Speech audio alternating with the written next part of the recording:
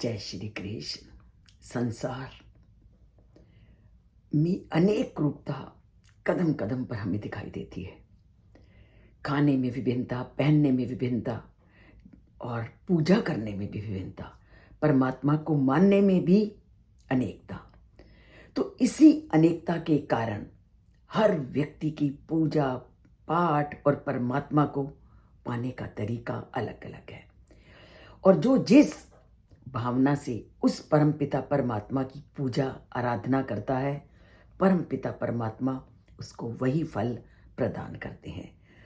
कोई सांसारिक भोगों को प्राप्त करने के लिए यज्ञ तप इत्यादि करता है, तो कुछ उस परमात्मा की धाम को प्राप्त करने के लिए पूजा आराधना करते हैं। तो इसी बात का वर्णन करते हुए परमपिता परमात्मा कहते हैं, कांक्षता कर्मणाम सिद्धिम यज्जन्त ई देवतः क्षिप्रम ही मानुष्य लोके सिद्धिम सिद्धिर्भवति कर्मजा।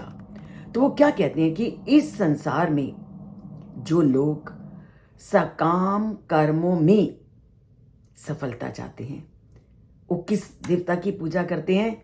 स्वर्ग के देवताओं की पूजा करते हैं, क्योंकि सकाम कर्मों का फल शीघ्रता से प्राप्त होता है। तो जो लोग सांसारिक पदार्थों को पाना चाहते हैं, वे स्वर्ग के देवताओं की पूजा करते हैं। हम संसार में क्या देखते हैं? कोई कहता है कि मुझे इस फल की प्राप्ति हो तो मैं ये यज्ञ करूंगा, इस फल की प्राप्ति हो तो मैं ये यहां जाऊंगा।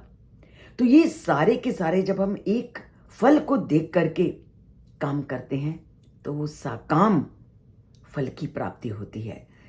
और ऐसे फलों की प्राप्ति के लिए हम स्वर्ग के देवता की पूजा करते हैं और उनसे वर प्रदान प्राप्त करते हैं।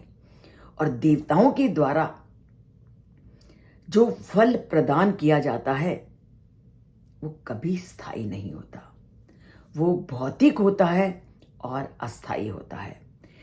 क्योंकि देवता जो हैं वो भी भगवान की शक्ति ही उनसे प्राप्त करते हैं।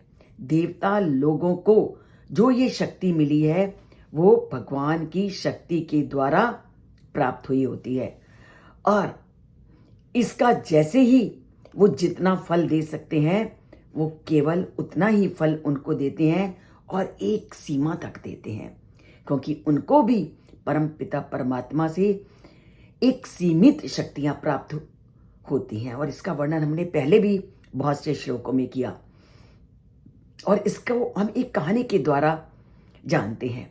संत फरीद थे, वो एक बार बादशाह अकबर की दरबार में गए और वो उससे कुछ मांगना चाहते थे और वह भी आम जनता की तरह उनकी दरबारियों में बैठ गए।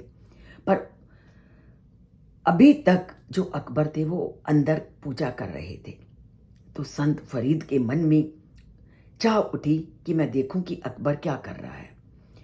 उन्होंने जाकर देखा तो अकबर अल्लाह से मांग रहा है, मुझे धन मिले, संपत्ति मिले, ये राज्य मिले इत्यादि।